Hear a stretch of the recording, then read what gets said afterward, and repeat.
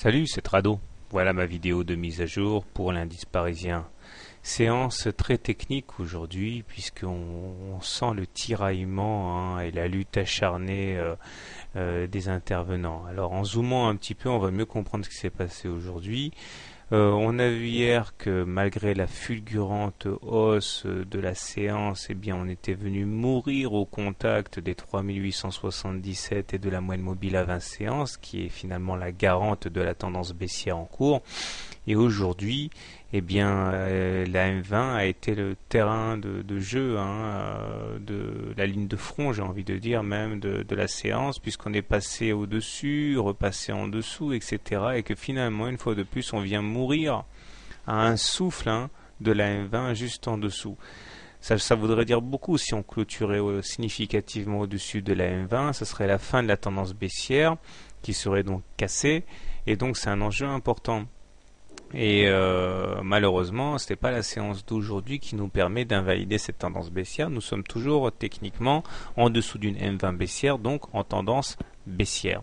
Il ne faudrait pas non plus s'épuiser trop longtemps parce que à mesure que l'on s'épuise, on risque aussi de latéraliser jusqu'au contact avec la fourchette d'Andros bleu, la partie haute là, et là il y a aussi des baissiers qui vont attendre les cours pour les shorter. Donc il faut faire attention.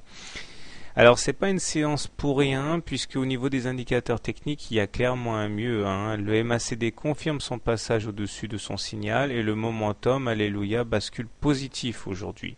Si on ajoute à ça le fait que le stochastique dépasse les 50, donc il est plutôt en territoire favorable, on se retrouve dans une situation où les haussiers ont le vent en poupe. Alors la M20 est le dernier rempart technique.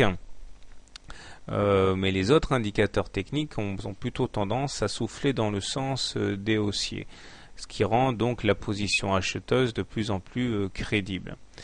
Alors, pour faire simple, si vous êtes haussier sur l'indice parisien, première des choses, vous pouvez acheter tout de suite en pensant effectivement que la M20 va lâcher puisqu'elle est soutenue par un faisceau d'indicateurs favorables. Solution 2, vous attendez un pullback sur la M7 pour acheter. Si vous êtes baissier, eh bien vous avez un bon point d'entrée ici au contact de la M20 ou en cas d'incursion au-delà de la M20, ou alors éventuellement le contact avec la fourchette d'Andros bleu. Quant à moi, eh bien naturellement, je m'en suis expliqué, je considère qu'on est toujours en tendance baissière. Cette tendance baissière est menacée, plus que jamais, mais je reste quand même favorable aux ventes à découvert plutôt qu'aux achats. Mais compte tenu de la dynamique haussière en cours, j'aurais tendance à attendre que l'on fasse une clôture significative en dessous de la M20 pour shorter, parce que là, il ne faudrait pas non plus s'exposer inutilement. Si on commence à attaquer la partie au-dessus de la M20, il y a des stop-loss qui risquent de sauter, des vendeurs à découvert qui vont solder leur position et on risque d'avoir une explosion haussière. Donc, je suis plutôt favorable au short, mais il ne faut pas shorter n'importe comment, il faut être très prudent là. Voilà, bonne soirée, bon trade, à demain.